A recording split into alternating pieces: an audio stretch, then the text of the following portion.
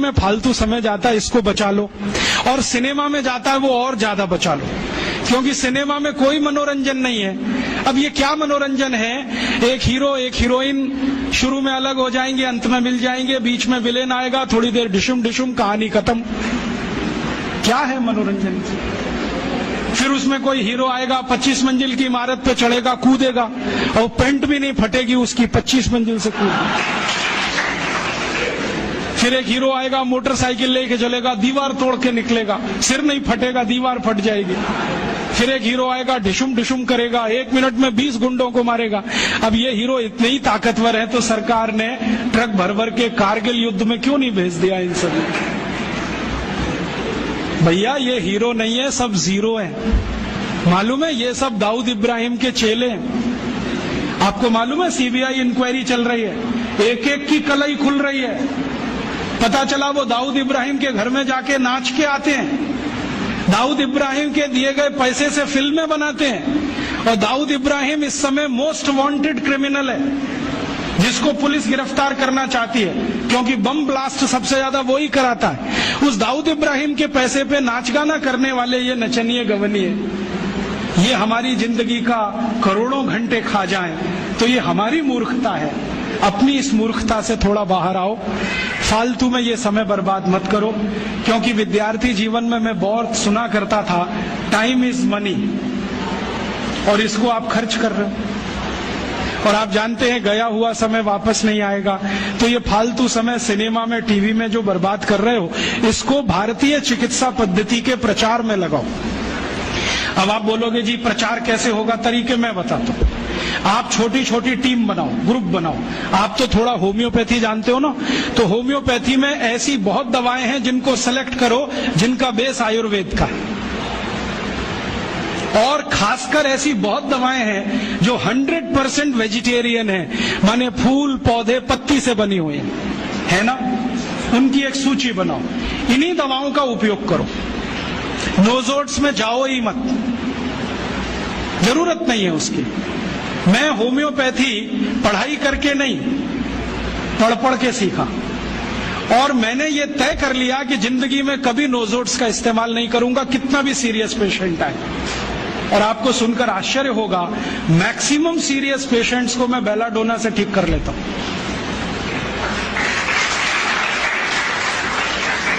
एक बार एक homeopathy college के प्रिंसिपल ने मुझे पूछा कि राजीव भाई आपकी बेलाडोना इतनी पसंदीदा मेडिसिन क्यों है? मैंने कहा ये सभी क्रोनिक केस क्लियर करती है। कैसे करती है?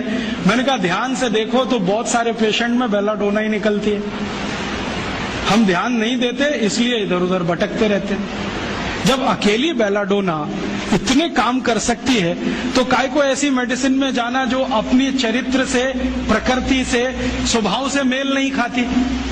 भारत में जानते हैं मैक्सिमम लोग शाकाहारी हैं, तो स्वभाव हमारा शाकाहारी पने का है, तो दवाएं भी वही सेलेक्ट कर लो जो शाकाहारी हैं। इन दवाओं की सूची बना लो और इनको लेके गांव गांव जाओ।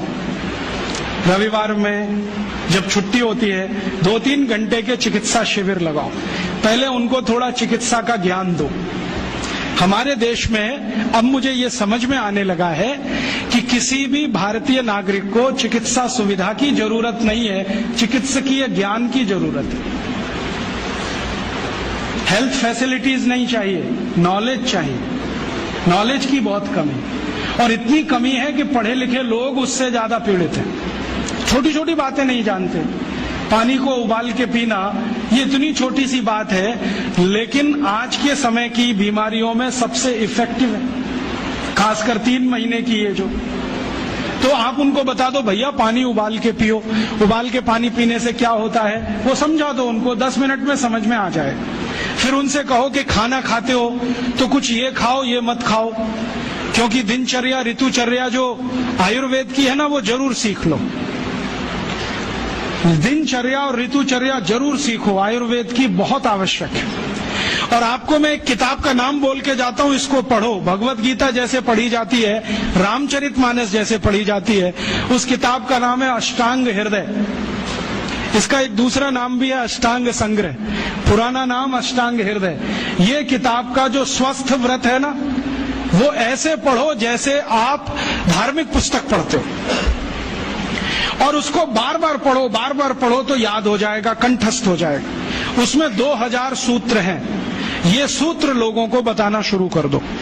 छोटे छोटे सूत्र हैं, जैसे खाना खाने के बाद पानी मत पियो, स्वस्थ रहना है जिंदगी भर तो खाने के 1 घंटे के बाद पानी पियो।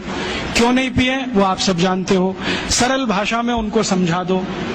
फिर उनको बोलो पानी पियो तो घूंट भर भर के पियो, सिप करके पियो, ताकि ज्यादा लार शरीर में जाए, वात पित्त कफ तीनों संतुलित रहे।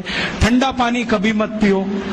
मैंने दुनिया में ठंडे पानी पीने वालों को बहुत देखा है। यूरोप और अमेरिका के लोग चिल्ड वाटर पीते हैं, बर्फ का पानी फ्रिज में रख के पीते हैं। परिणाम जानते हैं क्या होता है? सवेरे जब टॉयलेट रूम में जाते हैं तो 1-1 घंटे बाहर ही नहीं आते। उनको पूछो भाई तुम क्या कर रहे थे 1 घंटे वहां? तो कहते हैं न्यूज़पेपर पढ़ रहे थे, मैगजीन पढ़ रहे थे। क्यों पढ़ रहे थे? स्टूल पास नहीं होता। क्यों नहीं होता? कॉन्स्टिपेशन है, जोर लगाना पड़ता है, फिर भी नहीं होता। गाना भी गाते हैं मेरे सपनों की रानी कभी आएगी, फिर भी नहीं आती। और अंतिम दुष्परिणाम पता है क्या होता है? उनको पेट साफ तो होता नहीं, तो सांस में से भयंकर बदबू आती है। किसी अमेरिकन यूरोपियन के नजदीक बैठ जाओ, अगर वो लिस्ट्रीन स्प्रे करके नहीं आया तो 1 मिनट नहीं बैठ सकते। हर समय उनको माउथ फ्रेशनर स्प्रे करना पड़ता है, क्योंकि अंतड़ियां साफ नहीं है, कब्जियत है, मल भरा हुआ है, उसमें कचरा जमा है। फिर उनके पसीने में से भी बदबू आती है। क्यों? कब्जियत बहुत है। और पसीने की बदबू दूर करने के लिए डिओडोरेंट स्प्रे करते रहते हैं। और आप तो सब जानते हो कि अगर कब्जियत है तो बाल भी कड़क रहते हैं, तो उन कड़क बाल को सॉफ्ट करने के लिए क्या क्या सब करते हैं। शैम्पू लगाते हैं, शैम्पू के बाद पता नहीं क्या क्या लगाते हैं। ये सब वो जो करते हैं ना, उनकी मजबूरी है, स्टेटस सिंबल नहीं है। इसको अपने दिमाग से निकाल दो कि ये कोई स्टेटस सिंबल।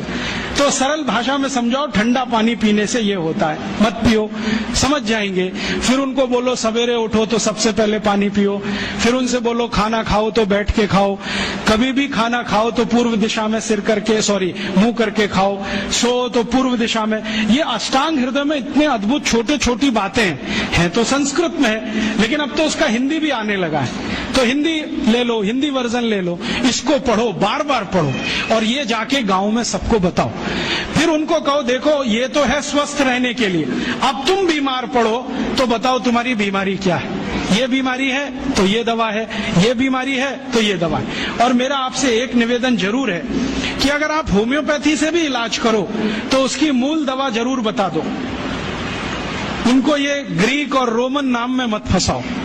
आप कहोगे जी मैं तो ऑसीमम दे रहा हूं, ये उनको कहो ये तो तुलसी का रस है भैया, तुम्हारे घर में फूलों से बनी हुई है, आसानी से मिलती है, जयपुर में मिलती है, दिल्ली में मिलती है। भंडारी वालों को अक्सर ऑर्डर दे के रखो, हमको इतनी भेजो। उनको जो पता चल गया कि आप प्रचार के लिए कर रहे हो तो मुफ्त में भी दे देंगे आपको।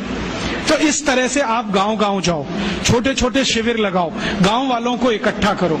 गांव वाले बहुत दुखी हैं, शहर वाले भी दुखी हैं। वैसे तो वो दुखी हैं, इसका यही सबूत है कि रामदेव जी आए जयपुर में सवेरे 4 बजे तो सब लोग पहुंच जाते हैं वहां, पैसा भी देते हैं, समय भी देते हैं। और 4 बजे रामदेव जी कहें टांग ऊपर उठा लो तो उठा लेते हैं, कहें सिर नीचे कर दो तो कर लेते हैं, ऐसे कर लो तो कर लेते हैं। क्यों?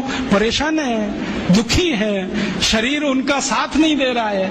और इतने दुखी है कि रामदेव जी तो क्या, कोई टिम्बकटू आ जाए उसी के सामने वो आ जाएंगे, और वो दुनिया भर में घूम के आते हैं अपनी अपनी छोटी छोटी बीमारियां लेके।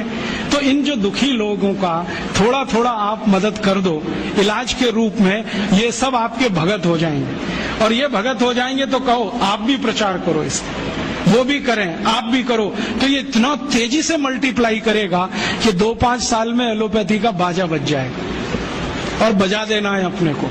हाँ, ये संकल्प लेके चलो कि इनका बाजा हमको बजाना है। मैं बहुत जल्दी एक टीवी चैनल शुरू करने जा रहा हूं एलोपैथी का बाजा बजाने के लिए। इनकी सब पोल खोलनी है मुझे। हाँ, इनकी इतनी पोल हैं मेरे पास, कम से कम 1,500 से ज्यादा डॉक्यूमेंट्स हैं जो एलोपैथी के गंदेपन को सिद्ध करने वाले हैं, इनकी निकृष्टता को सिद्ध करने वाले हैं। ये कितने अनसाइंटिफिक हैं वो बताने वाले हैं, कितने डॉगमेटिक हैं वो बताने वाले हैं। मेरे पास ऐसे बहुत इंटरव्यूज हैं बड़े बड़े डॉक्टरों के, वो कहते हैं कि हम कोई डायग्नोसिस नहीं करते, तीर मारते, लग गया तो ठीक, नहीं तो तुक्का।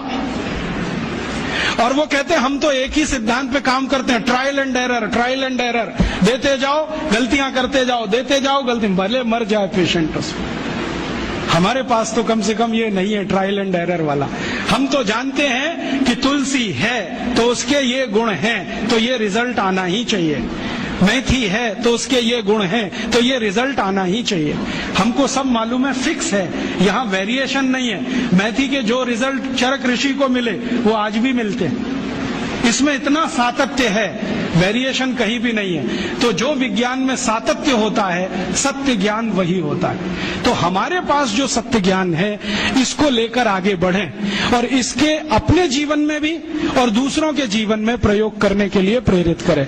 छोटी छोटी कुछ बातें आप भी अपने जीवन में करो।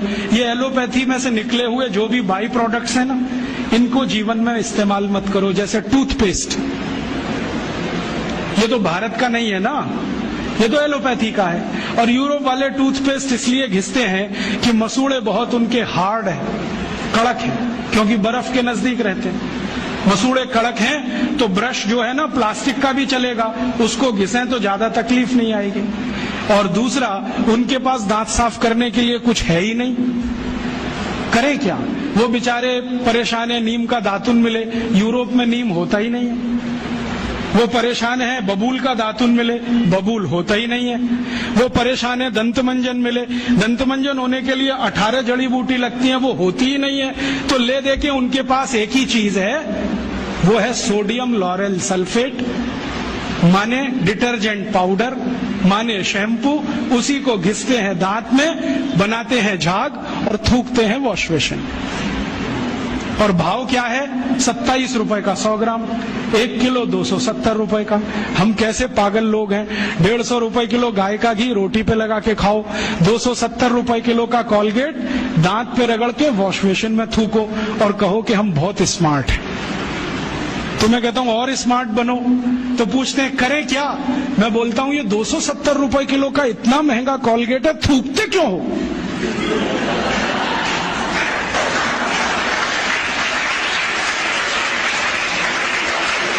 इसी कॉलगेट को रोटी पे लगा लगा के खाओ। और वो कहते भी हैं कि इसमें कैल्शियम है, इसमें मिनरल्स हैं, तो खाओगे तभी तो काम आएगा। और खा नहीं सकते तो इंजेक्शन ले लो कॉलगेट के, नहीं तो एनीमा तो ले ही लो, नहीं तो काम कैसे आएगा वो कॉलगेट। इस मूर्खता में मत फंसो। ये Colgate, Closeup, Pepsodent, Cibaca, Forhans Europe की मजबूरी है, उनके यहाँ कुछ नहीं है। हमारे यहाँ पता है क्या है?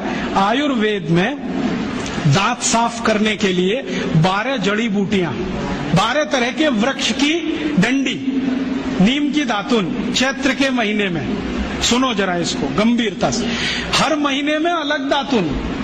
नीम की दातुन चैत्र के महीने में, बैसाख में बबूल की दातुन, आषाढ़ में आम की दातुन, और मैंने देखा हर महीने में विशेष दातुन।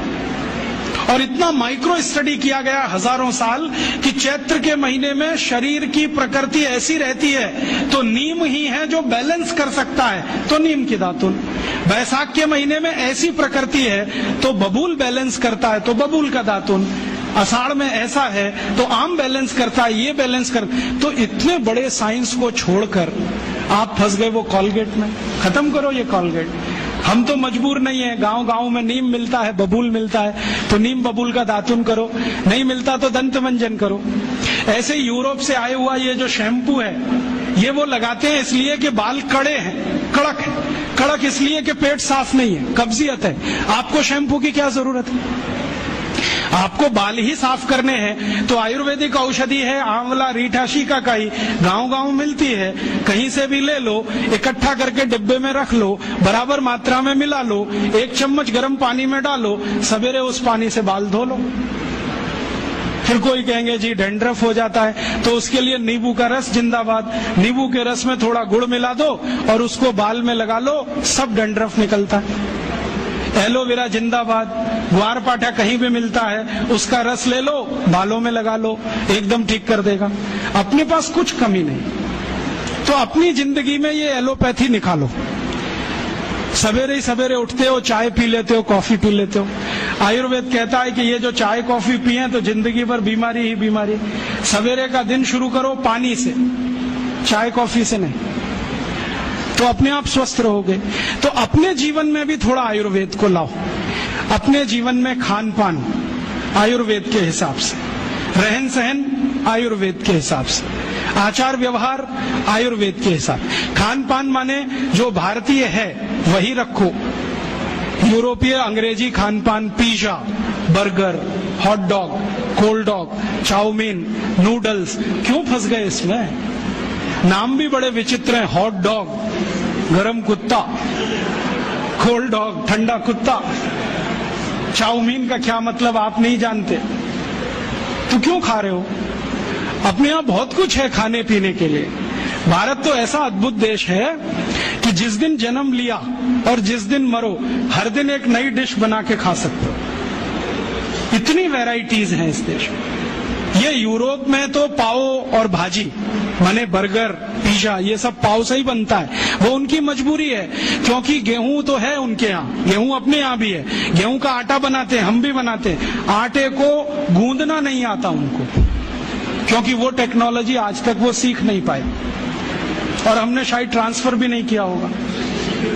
तो आटा गूंदना नहीं आता, आटे को सड़ाना जानते हैं, तो सड़ाते हैं उसको।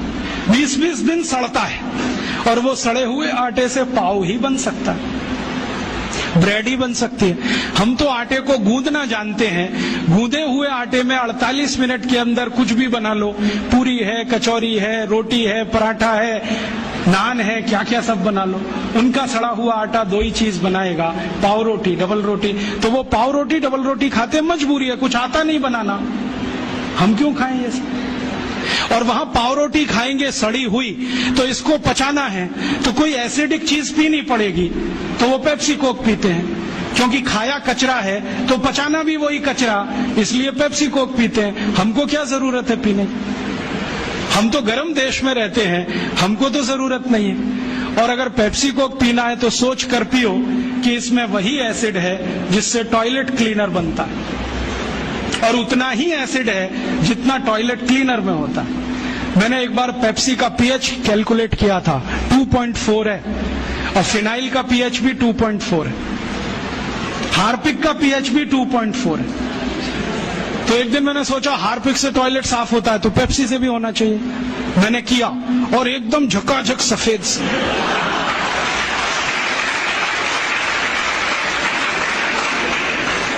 उस दिन से मैंने बोलना शुरू किया, ठंडा मतलब टॉयलेट क्लीनर। और हम पीते हैं, अकेले नहीं, घर में आने वाले मेहमान को भी पिलाते। हाँ, एक तरफ कहते हैं अतिथि देवता होता है, देवताओं को इस हंडा साफ करने का पानी पिलाते। ये पीने की चीज नहीं है। और अब तो आपको मालूम है ना, पेप्सी कोक में जहर भी है, DDT, बेंजीन हेक्साक्लोराइड, क्लोरोपाइरीफॉस, ये सब पेस्टिसाइड्स। और जो वैज्ञानिक इस पर रिसर्च करते हैं ना, वो कहते हैं कि 7 साल पेप्सी पियो तो अंतड़ियों में कैंसर हो जाएगा, 5 साल पियो तो नपुंसकता आ जाएगी। वैज्ञानिक तो बोलते हैं कि 1 इंजेक्शन पेप्सी ब्लड में लगाओ तो हृदय घात की संभावना पैदा हो जाए। कई वैज्ञानिकों ने यह सिद्ध किया है कि गर्भवती मां अगर कोका कोला पी ले तो गर्भ में बच्चा विकलांग पैदा हो। आंख में पेप्सी कोक डाल दिया तो आंखों की रोशनी चली जाए, दांत डाल दिया तो दांत गायब हो जाता है। अभी ये कोई पीने की चीज? मत पियो।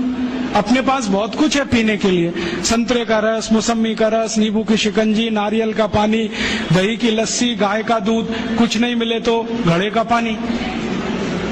तो ये अमेरिका और यूरोप से जो कुछ आया ये हमारी जिंदगी में रहे जरूरी नहीं है। डिओडोरेंट इस्तेमाल मत करो, वो क्यों करते हैं मैंने बताया, पसीने की बदबू आती है, आपको क्यों आनी चाहिए? और अगर आती है तो पेट ठीक करो, स्प्रे करने से कुछ नहीं होगा। मुंह में लिस्ट्रीन वो स्प्रे करते हैं, पेट साफ नहीं है, आप अपनी कब्जियत ठीक करो। तो उनकी नकल मत करो, क्योंकि वो एक खास तरह की व्यवस्था में रहते हैं, हम दूसरे तरह की व्यवस्था में रहते हैं। ध्यान रखो, वो बहुत ठंड को झेलते हैं, हम इतनी ठंड नहीं झेलते।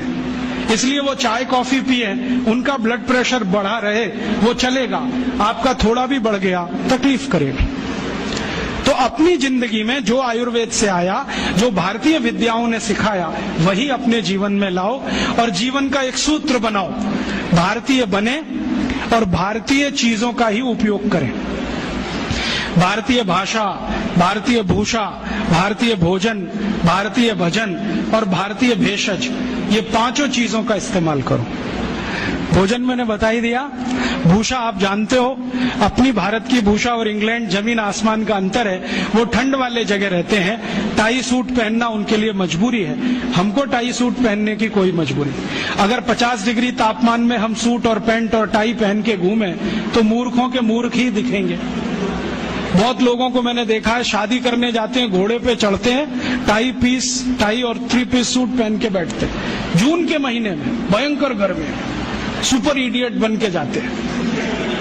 और उनको पूछो भाई ये क्यों कर रहे हो, तो कहते हैं आज तो कर लेने दो, शादी का दिन है, मैंने आज ही सुपर इडियोसिटी दिखानी है आपको शादी के दिन। ये मत करो आप। उनकी भूषा नहीं है, हमारे काम की नहीं है। उनकी भाषा भी हमारे काम की नहीं है। उनकी भाषा में बहुत सारे शब्द ऐसे हैं जो आप बिना जाने इस्तेमाल मत करो। जैसे कई बार मैं कई लोगों के घर में जाता हूं, अधकचरे लोग पता है कैसी बात करते हैं, ओ Rajiv Dikshit, she is my missus. तो मैं पूछता हूं really she is your missus? क्योंकि यूरोप में मिसेज का अर्थ जानते हैं, धर्म पत्नी को छोड़कर कोई भी महिला वो मिसेज होती है। क्योंकि वहां शादी करने की परंपरा नहीं है। 70% लोग बिना शादी के रहते हैं। ऐसे ही वो मिस्टर बात करते हैं, हम क्यों करें? वो आंटी अंकल बोलते हैं क्योंकि उनके यहाँ कोई रिलेशनशिप नहीं है, परिवार नहीं है, तो परिवार संस्था के कारण संबंध नहीं है। हमारे यहाँ चाचा है, चाची है, मामा है, मामी है, मौसा है, मौसी है। भारतीय भाषा में थोड़ी दम ज्यादा है, इसका ही जीवन में है। तो भारत की भाषा, भारत की भूषा, भारत का भोजन, भारत का भजन, भजन माने संगीत, भारतीय संगीत। ये रॉक और पॉप इसमें मत फंसो, ना तो कर्ण प्रिय है ना शरीर के स्वास्थ्य के लिए अच्छा है। भारतीय संगीत इतना स्लो, इतना मधुर कि आपको म्यूजिक से ही बहुत सारी बीमारियां ठीक हो जाए। आपको मालूम है कभी म्यूजिक थेरेपी रहा है इस देश में, तो वो तो इतनी ऊंचाई वाला है। तो भारतीय भजन और भारतीय भेषज माने औषधि, जितना बने उतना जीवन में आप करो, दूसरों को करने के लिए प्रेरित करो। तो एक दिन ये विदेशी विद्या चली जाएगी, और ये गई तो फिर इस देश को निरोगी रखना, निरापद रखना आसान हो जाएगा। और तब शायद ये सिद्ध होगा, सर्वे भवन्तु सुखिनः, सर्वे सन्तु निरामया, सर्वे भद्राणि पश्यन्तु, मां कश्चित् दुःख भाग् भवेत्। तो ऐसा मैं आपसे निवेदन करता हूं, आप इसको स्वीकार करें और दूसरों को स्वीकार करने के लिए प्रेरित करें। तो आपका आभार। जितना कुछ मैंने बोला, अगर ये पढ़ना हो तो इसकी छोटी छोटी कुछ किताबें बनी हैं, वो नीचे आप जाओगे तो स्टॉल पे आप ले सकते हैं। सीडी बनी है, वो ले सकते हैं। सीडी और किताबों पर मेरा कोई कॉपीराइट नहीं है, सबको कॉपी करने का कंप्लीट राइट है, क्योंकि भारतीय विद्याओं पर कॉपीराइट नहीं होता। ज्ञान मेरा नहीं है, सबका है। मैंने लिया, आपको दिया, आप किसी और को दो, ये है भारतीयता। यूरोप में होता ज्ञान को पकड़ के रखो, बेचो इसको भी। हम बेचने में नहीं मानते। तो आप सुनो, दूसरों को सुनाओ, इन्हीं विषयों की सीडी को कॉपी कर करके बांटो, तो शायद इसमें मदद मिले और ये इतना तेजी से फैले कि जैसे कभी स्वदेशी आंदोलन चला, वैसा ही फिर एक आंदोलन चले।